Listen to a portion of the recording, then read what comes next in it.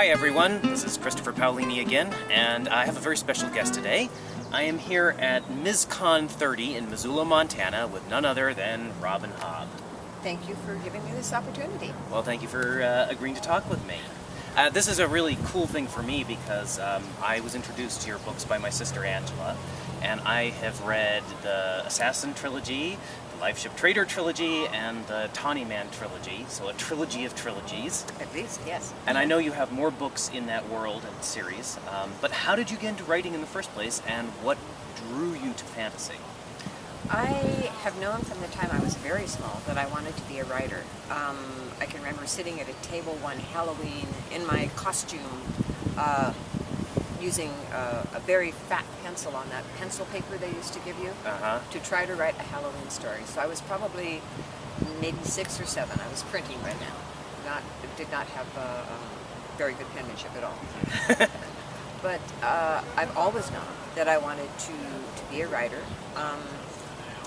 My early reading was a lot of fairy tales, mythology, legends, and so from the beginning I think I knew that I wanted to write stories that had to do with magic. And how did you first get published? My very first publication, other than a high school newspaper, was when I was 18, and I was writing very short stories for little children under the mistaken notion that it is easier to write for children than it is for adults, and that's not at all true. But I was submitting them to the little, I think my first one was to a Sunday school paper that was put out for children, that they would be shared out at their Sunday school classes. So they were simple little stories, usually less than 500 words with a very limited vocabulary, and I managed to sell one at 18, and then I went several years before I managed to make another sale, and then even then I did a lot of stuff for very little magazines. Worked unpaid as a photojournalist for a couple of the very small Kodiak newspapers, worked my way up to getting paid so much per column inch in the nonfiction department. But definitely it started out writing for kids. And you've been a professional author for a few years now, quite some time now. I had my first novel published when I was 30, so that's 34 years of novels. Wow. So again, what drew you to fantasy in the first place? Was it the love of myths and legends and fairy tales and that sort of thing, or was it something else? Well, they tell you to write what you know, and I think the corollary to that should be write what you love to read. So when I decided to write for the big kids instead of the little kids, I looked around at what I was reading, and I was reading almost exclusively fantasy and science fiction.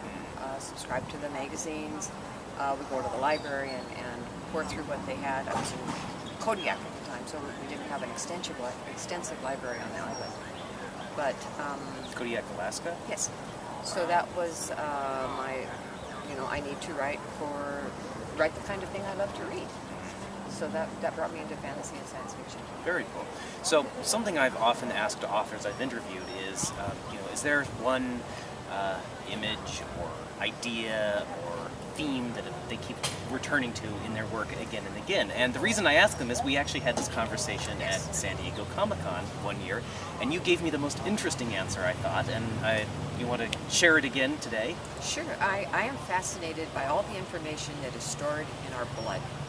And everything from that is, the blueprint for exactly who you are. That's, all the DNA, those are the switches that are turned on, the switches that are turned off.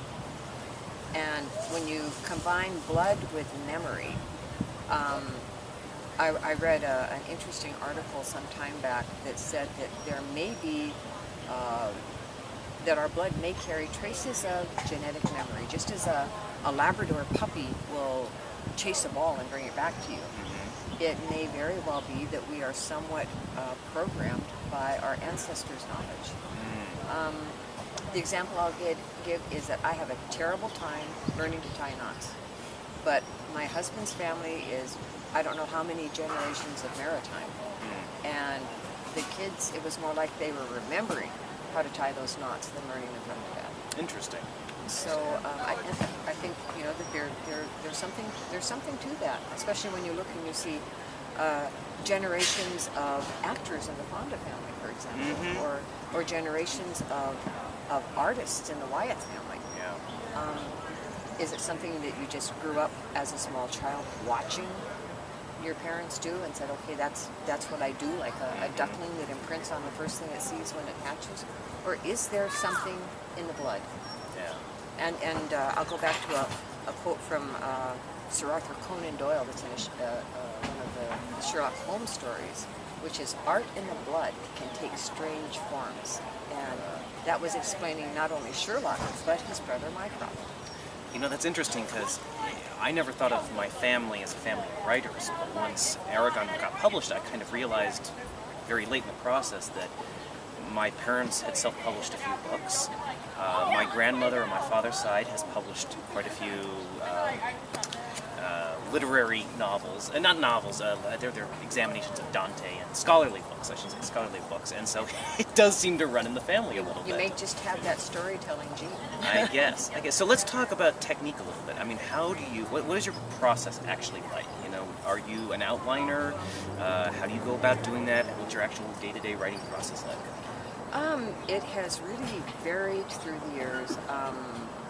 I had my first child when I was 19, so I've grown up writing with kids, and what that does too is you write when your children allow you to have the hours to write, and sometimes that's during the nap time, or sitting on the floor in the bathroom, writing on a tablet while they're in the bathtub. So you're not waiting for that perfect moment of inspiration. No, I never had the luxury of saying, I think I'll go sit in a coffee shop and look at the sunset and write a beautiful scene. It's always, I am waiting, I'm sitting in the car during soccer practice.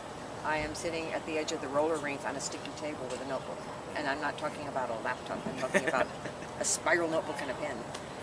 So that was my early discipline, was write whenever you can, and then when you get home in the evening, when kids are finally asleep, transcribe it to initially a typewriter, later on to a screen, and that is actually your first rewriting process. That's actually when your story first starts to grow and you realize this dialogue is funky, I needed some more description here.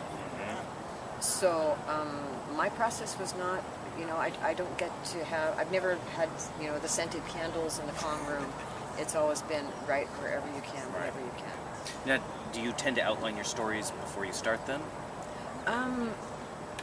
I have had some editors who said, in the contract we want an outline, and so I would outline it, and unfortunately I could take those outlines now and write another book that would be totally unrecognizable from the one I said it was going to be, because I always get a better idea, or a character always does something unexpected that carries the book in a different direction. So I guess that leads into the question of where did the story ideas come from for you? Is it characters? Is it an event, an image, a feeling? It always starts with a character. And I know a lot of writers who say it always starts with a what if. It always starts with a possible plot. And then the characters come in to carry out the actions. For me, it's always the character, and something is going to happen to this character, or this character is going to actively do something that triggers it. That was something I actually wanted to really ask you about, is I think you are a really good writer with characters. I mean, in general, but especially your characters are very memorable for me. And I was wondering how you go about developing them. People have all different methods, and I was curious what yours is. For me, because what I love to read is character. I love character-driven stories, and I will follow characters in a series of books if I love them well enough. So, for me, having the characters be well-rounded, and especially in a novel, having the characters be someone that I want to spend a year of my life with is important. And if they're insipid to me, I know the reader is not going to enjoy spending time with them. And then how is that process of developing the character for you? Do they come fully formed, or is it a process of taking notes and working out their back history as some people do, or is it just writing and figuring out who they are as you write? I think for me, largely the characters step out onto a blank stage, and it's the world that falls into place around the character rather than creating the world and then setting the character down in the middle of it. And it's kind of like, I've used this metaphor before, it's like pulling a camera back, and you start to see more and more and more of what surrounds the characters and makes them who they are. So one of the things I've noticed in your fiction is that you are not afraid to do terrible, terrible things to your characters. In service of the story, I should add. You know, it's not gratuitous. But do you have a guiding philosophy toward that about how you put characters in difficult situations? In my defense, I don't do that to the characters. I simply happen to have characters that get themselves into a lot of trouble. They, you know, they don't pay attention to the outline. They won't walk past the locked door. They have to pick the lock and see what's behind it. They make the worst possible decision for the best possible reason, and then I have to deal with it as the author. And it's one of the hazards of not outlining is I can't count the times where the character has painted himself into a corner and I am looking at either throw away the last 50 pages and make another run at it, or leave it alone for 3 days and say, are there any ways out of this? And if there are any of them ones my character is likely to take? That's a good way of thinking about it. Okay, so shifting gears just slightly, I think you write some of the most interesting dragons around. No one else does dragons like you. So why dragons, and why did you come up with the sort of life cycle that you did for them, which again is very different than most authors? The dragon life cycle is because we've got 14 acres with various ascended critters on it, and we have a pond. And it's basically the life cycle of dragonflies, only taking in a slightly different direction. I never thought of that. Yes, you watch it come out onto the, they come out of the water. They change. So they're dragonflies on a larger scale. Oh, I love that.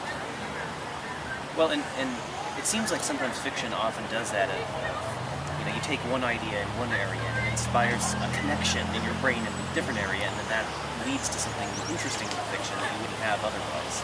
Instead of just going straight for dragons, you know, just without any interesting twist on it. Hold off for a second. Yeah. It's going to rain on us too. Yes. Yeah, we can wrap up, Sure. unless you want to continue inside and jump. It's fine. All right. Wrap it up. Think of an ending. Think of an ending quick. Oh dear. No. Endings take You time. painted the characters into the corner. They're outside. The storm's about to hit. What do you do, Chris? Shed blood. No. So since we have a storm coming in here, which is appropriate for fantasy authors, I'll end by asking, what is your latest book? What can readers expect from you, and where can they find your books? I am working right now on the closing volume of the trilogy, the Fitz and the Fool trilogy. It's called Assassin's Fate. I got maybe a third of a chapter this morning at the hotel. So that's what I'm working on, and that sums it up. And where can readers find you on the internet? Twitter, Facebook? RobinHobb.com. I'm also on Twitter and Instagram and Facebook and entirely too many places. Awesome. Well, and as always, we will put those links at the bottom of the interview. Robin, thank you so much. This has been an absolute pleasure. Thank you, everyone, for watching. And Here please, comes the rain. Here comes the rain. And please go check out Robin's books. They are amazing.